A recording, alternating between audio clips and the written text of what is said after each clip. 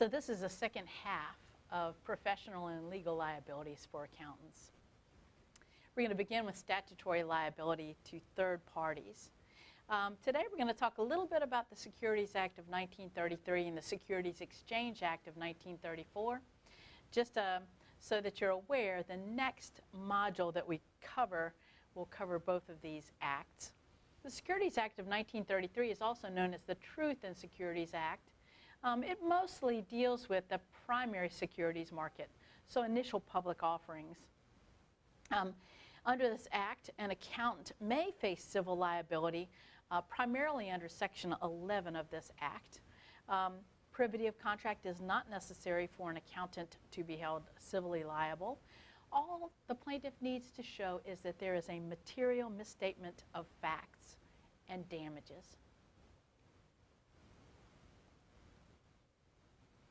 Securities Act of 1933, the plaintiff again only needs to prove that there were losses, that is damages, and that there's a material misstatement or omission. You do not have to prove fraud or reliance. There's some defenses that are available to accountants, the primary one being, of course, due diligence. Of course, even better would be if the financial statements did not contain any material misstatements. There's a statute of limitations under Section 11. And so generally, your lawsuit needs to be brought within a year of discovering the misstatement or omission, and at least 3 years after the security was offered to the public. The Securities Exchange Act of 1934 we will also discuss in the next module, but this act is also called the Continuous Disclosures Act, and accountants could have civil liability under this act under Section 10b-5 and Section 18 of the Act. The plaintiff may sue based on virtually any false statement. Here are two things you need to remember. I thought I'd point this out, is that a 10K is the annual financial report required under this Act, and 10Q is the quarterly financial report. Who can sue? Virtually anybody. Section 10 is the anti-fraud provision, and it covers all securities. Now, when we talk about the securities regulations, we will talk about what is a security, but when it covers all securities, that definition is incredibly broad. There is no statute of limitations for fraud. The plaintiff must have damages, and again, since this is fraud, there must be some sort of a material omission or misstatement and reliance, and of course there needs to be scienter or intent to deceive, and scienter may occur if there's reckless disregard for the truth. Section 18 under this Act only applies to SEC registered securities, so a little bit more narrow, or perhaps a lot more narrow. It only pertains to actual filings with the Securities Exchange Commission. Under this section, the plaintiff must prove damages and a material misstatement or omission. There also must be reliance on the false or misleading reports, and after the plaintiff proves these elements, the burden of proof then shifts to the auditor. And of course, if the plaintiff is able to prove a case, the measure of damages would equal the contract price minus the actual value, that is market value on the date of discovery of the untrue or misleading statements. So let's look at a couple of questions. Question 25 and question 26. In a suit against J and Dart under Section 11 liability provisions of the Securities Act of 33, Larson must prove that C, the misstatements contained in Dart's financial statements were material. And then 26, if Larson succeeds in a Section 11 suit against Dart, Dart is entitled to money damages, so that's also C. Two more questions based on the same set of facts. Question 27 and 28 are based on the following. Under the liability provisions of Section 11 of the Securities Act of 33, a CPA may be liable to any purchaser of a security for certifying materially misstated financial statements that are included in the security registration statement. Under Section 11, a CPA usually will not be liable to the purchaser. B, if the CPA can prove due diligence. That's a good defense. And then under Section 11, which of the following must be proven by a purchaser of a security? And so your answer is D, reliance on the financial statements. Nope. Fraud by the CPA, and the answer is no again. Securities Exchange Act of 1934. Dart Corporation, question 31, Dart Corporation engaged J Associates to assist in a public stock offering. J audited Dart's financial statements and gave an unqualified opinion despite knowing that the financial statements contained misstatements. J's opinion was included in Dart's registration statement. Larson purchased shares in the offering and suffered a loss when the stock declined in value after the misstatements became known. In a suit against J under the anti-fraud provisions of Section 10B and Rule 10b-5 of the Securities Exchange Act of 34, Larson must prove all of the following except A, that Larson was the intended user of the false registration statement. And then 32, under the anti-fraud provisions of Section 10B of the Securities Exchange Act of 1934, a CPA may be liable if the CPA acted without good faith. D. We talked a little bit about working papers the other day, but let's look at them one more time. The basic rule is this, that working papers belong to the accountant. Subpoena may be used to secure those working papers, but they belong to the accountant. Again, there really aren't privileged communications with the CPA unless there's a state statute granting that the communication is privileged. Questions. And this is question 35 and question 36. 35, which of the following statements is correct with respect to ownership, possession, or access to a CPA firm's audit working papers? And the answer is B.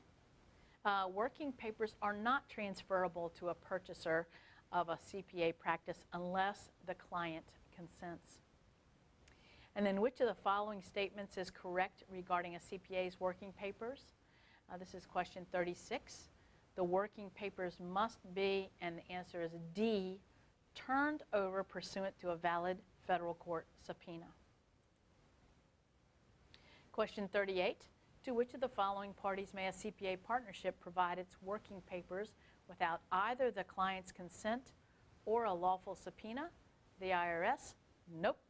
The FASB? No. Privileged communications. Although a client may consider the communication privileged, it really isn't. It is confidential. There are no privileged communications between an accountant and client unless under a state statute. There are some exceptions to this rule about privilege. The AICPA Code of Professional Conduct prohibits disclosure of confidential data, client data, unless it's to comply with GAAP or GAS, or the client consents, or to comply with a subpoena, or to comply with peer review, or in connection by the AICPA Ethics Division. So here are your questions we will look at in connection with this, question 39 and question 40. So 39, a CPA is permitted to disclose confidential client information without the consent of the client too. Your answer choices were as follows. 1, another CPA who purchased the CPA's tax practice. No. 2, another CPA from firm if the information concerns suspected tax return irregularities. No. 3, a state CPA society voluntary quality control review board. Yes. So your answer would be D. And then 40, Thorpe CPA was engaged to audit Ivers Company's financial statements. During the audit, Thorpe discovered that Ivers' inventory contained stolen goods. Ivor was indicted, and Thorpe was subpoenaed to testify at the criminal trial. Ivor claimed accountant-client privilege to prevent Thorpe from testifying. Which of the following statements is correct regarding Ivor's claim? And the answer is A. Ivor can claim an accountant-client privilege only in states that have enacted a statute creating such a privilege. 42, which of the following statements concerning an accountant's disclosure of confidential client data is generally correct? And answer is B, disclosure may be made to any party on consent of the client. That makes sense. Refusal to testify. For an accountant to legally refuse to testify in court, one of the following has to occur. There must be a state law recognizing the accountant-client communication as privileged. The communication must indeed be be confidential, and no consent to testify is granted by the client. Privacy. The Internal Revenue Code prohibits tax preparers from knowingly or recklessly disclosing or using tax-related information. And Graham-Leach-Bliley applies to accountants who prepare tax returns. So, bottom line is this: accountants may not disclose a client's non-public personal information. Accountants must have an additional security program, and accountants are responsible for maintaining the confidentiality of any information that is outsourced. Disclosure of clients' acts. Form 8K. Securities laws require that a change in auditor needs to be reported, and the client must report the reason for the change, and the auditor must agree or indicate a reason for disagreement with the reason that's given. Disclosure of the change must be made to the successor auditor, and disclosure could be made in response to a subpoena. Disclosure to funding agencies for firms receiving governmental financial assistance would also be allowed. Sources of accountants' criminal liability, so we hope this never happens, but Securities Act is a source of criminal liability. So if an accountant engages in willful illegal conduct, intentional omission of material facts, false information in a registration statement, these are all examples of acts that could subject an accountant to a fine of up to $10,000 and or 5 years in prison. The Internal Revenue Code may also impose criminal sanctions for willful preparation of a false return or for tax evasion. And then finally, RICO, the Racketeer Influenced Corrupt Organization Act, includes fraud, money laundering, and violations of federal securities laws, and this has been expanded to allow civil lawsuits by private parties. A pattern of racketeering may be shown by 2 illegal acts within 10 years. Criminal liability continued. So can an accountant be criminally liable for employees who commit a criminal act during the course of employment? And the answer is yes.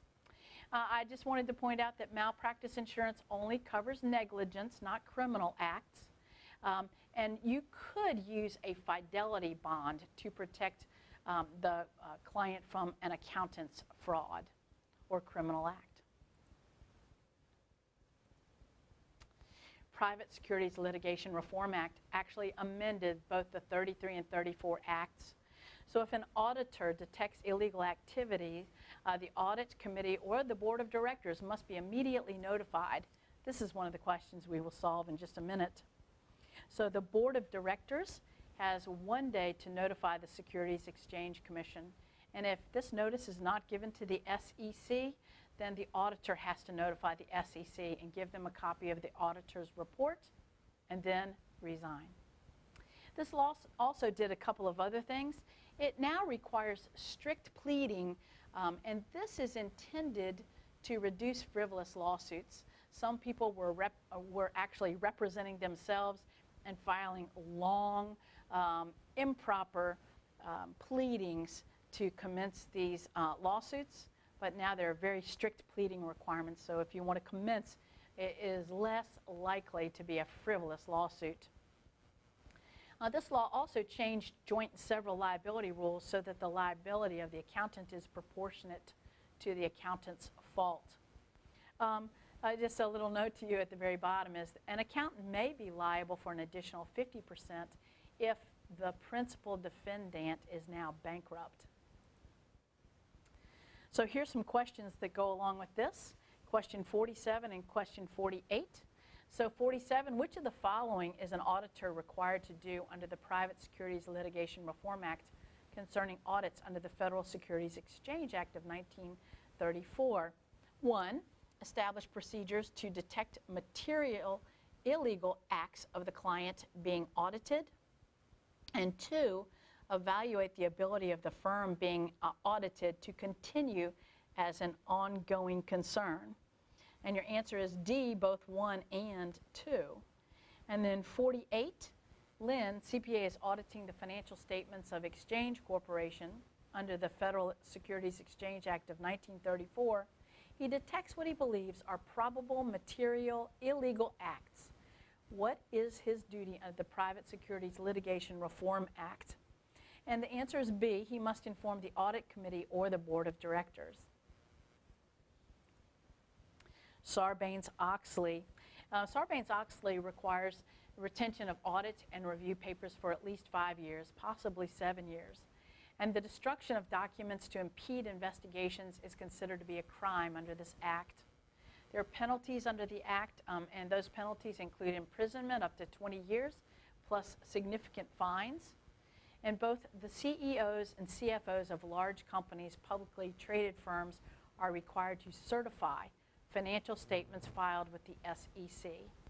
And these financial statements must fairly represent in all material respects the financial conditions and results of operations. We talked about the PCAOB the other day. Sarbanes-Oxley created the Public Company Accounting Oversight Board, and it's intended to regulate firms that audit public companies. Again, just to refresh your memory, CPA firms that audit 100 or more public companies are reviewed annually, and if you audit less than 100 every 3 years is when you're reviewed. Questions that go along with this. 51, which of the following non-attest services are auditors allowed to perform for a public company? And your answer is C, tax services. It must be approved by the audit committee, but it would be allowed. And then 52, which of the following boards has the responsibility to regulate CPA firms that audit public companies? The Public Company Accounting Oversight Board, or C. 53 and 54. Under Sarbanes-Oxley, Sarbanes-Oxley includes all of the following provisions except D, requirement for a minimum level of experience for audit partners. And then 54, under Sarbanes-Oxley, which of the following individuals are required to personally certify to the accuracy of the financial statements? And that is A, the CFO and the CEO. 55, generally a Form 8K must be filed with the SEC, and your answer is C, within 4 days of the occurrence of a triggering event. And then 56, Sarbanes-Oxley Act of 2002 requires rotation of an audit partner on a public company audit at least B, every 5 years. So a little bit about tax practice, ethics and responsibility in tax practice. Circular 230 gives us the rules of practice for CPAs and others practicing before the IRS. Here's a link if you want to look at Circular 230. So who may practice? Virtually anybody. So there, on this list, provided that they're in, haven't been disbarred or suspended from practice. Attorneys, CPAs, enrolled agents. Enrolled actuaries are also allowed if it's in connection with a qualified retirement plan or enrolled retirement plan agents. And so what is practice before the IRS? Well, a lot of things are considered to be practice. Preparing documents, filing documents, correspondence and communication, giving written advice, representing a client at a conference, hearing, or meeting. And if you are practicing before the IRS, Form 2848, which is included on this slide, is required. So Section 1020, the Internal Revenue Service requests for information require prompt cooperation unless there is some sort of a good faith belief that the information is considered to be privileged. All right, so what if your a return that you have prepared, so your client's return has an error? What should you do? Well, you should own it and you should promptly notify the client and fix it. Due diligence is required. Engaging help is allowed. However, there must be proper supervision and training if you do engage help. It would be improper to use a practitioner who's been disbarred or suspended suspended from practice before the IRS. And just kind of an interesting note, if you are a former IRS agent, you may not practice before the IRS for a period of 2 years.